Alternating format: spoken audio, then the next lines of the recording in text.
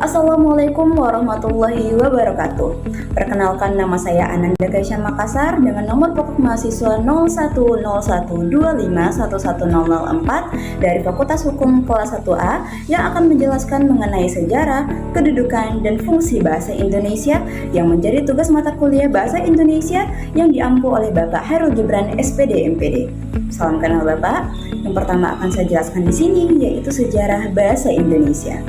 Bahasa Indonesia yang merupakan bahasa nasional Indonesia memiliki sejarah yang menarik. Bahasa ini lahir pada tanggal 28 Oktober 1928 ketika para pemuda-pemuda dari berbagai wilayah di Indonesia berkumpul dalam kerapatan pemuda dan mengucapkan Sumpah Pemuda. Sumpah ini menyatakan tekad untuk memiliki satu tanah air yaitu Indonesia, menjadi satu bangsa yaitu bangsa Indonesia, dan mengangkat bahasa Indonesia sebagai bahasa persatuan. Pada tahun 1945 dalam Undang-Undang Dasar Negara Indonesia, bahasa ini kemudian diakui secara resmi oleh negara. Sejarah bahasa Indonesia tidak terlepas dari bahasa Melayu yang digunakan di wilayah Nusantara sejak abad ke-7. Pada saat itu, bahasa Melayu menjadi bahasa kebudayaan dan menjadi penghubung antar suku yang tidak hanya digunakan di wilayah Nusantara, tetapi juga menyebar di seluruh wilayah Asia Tenggara. Dengan tersebarnya agama Islam, bahasa Melayu kemudian berkembang dan menyebar di seluruh wilayah Nusantara. Bahasa Melayu juga mengalami pengaruh dari berbagai budaya daerah lain dan menyerap kosakata dari bahasa-bahasa lain seperti Persia, Sanskerta, Arab, dan juga Eropa. Bahasa Melayu memiliki peran penting dalam memperkuat persatuan dan persaudaraan bangsa Indonesia. Pada tahun 1928, pemuda-pemuda yang tergabung dalam perkumpulan pergerakan itu secara sadar memilih bahasa Melayu sebagai bahasa Indonesia sebagai bahasa persatuan bangsa Indonesia. Selanjutnya kita perlu ketahui apa saja kedudukan bahasa Indonesia. Yang pertama yaitu sebagai bahasa nasional, yang dimana bahasa Indonesia merupakan identitas nasional yang dipahami oleh hampir seluruh warga negara Indonesia.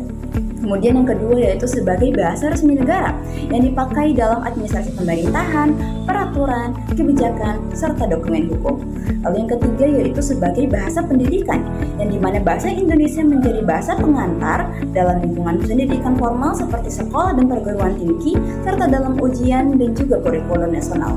Lalu yang berikutnya yaitu sebagai bahasa media massa yang dipakai dalam surat kabar, radio, televisi, dan media digital sebagai penyampai informasi dan hiburan.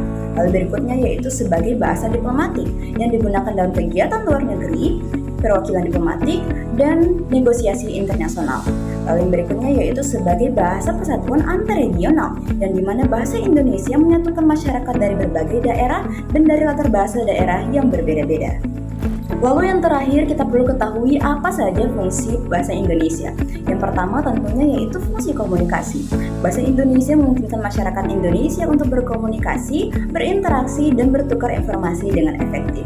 Yang kedua yaitu fungsi identitas. Bahasa Indonesia merupakan identitas nasional dan menjadi elemen yang membantu menjaga persatuan di tengah beragam budaya dan etnis yang ada di Indonesia.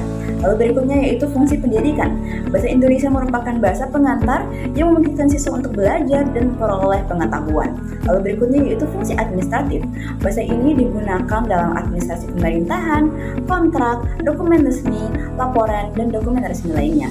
Lalu berikutnya yaitu fungsi ekonomi. Bahasa ini memainkan peran dalam komunikasi bisnis dan perdagangan di Indonesia, digunakan dalam negosiasi, transaksi, dan komunikasi bisnis lainnya. Lalu berikutnya yaitu fungsi seni dan budaya. Bahasa ini digunakan dalam kegiatan seni, sastra, musik, dan ekspresi budaya lainnya. Bahasa ini memungkinkan budaya Indonesia dapat dilestarikan dalam bahasa yang sama. Lalu yang terakhir yaitu fungsi diplomatik. Bahasa Indonesia digunakan dalam kegiatan hubungan luar negeri dan memfasilitasi komunikasi luar negeri dengan negara-negara mitra Indonesia di tingkat internasional. Dari pembahasan tadi, kita dapat menarik kesimpulan bahwa bahasa Indonesia merupakan identitas nasional dan sebagai bahasa pemersatu bangsa. Sejak Sumpah Pemuda 1928 hingga diresmikan dalam Undang-Undang Dasar 1945, bahasa Indonesia memiliki peran penting dalam pendidikan, administrasi, media, ekonomi, budaya, sekaligus diplomatik yang menghubungkan Indonesia dengan dunia internasional. Melalui bahasa Indonesia, kita berbicara sebagai satu bangsa, satu jiwa, dan satu suara. Sekian yang dapat saya sampaikan. Mohon maaf jika ada kesalahan kata. Wabillahi taufiq wal hidayah. Wassalamualaikum warahmatullahi wabarakatuh.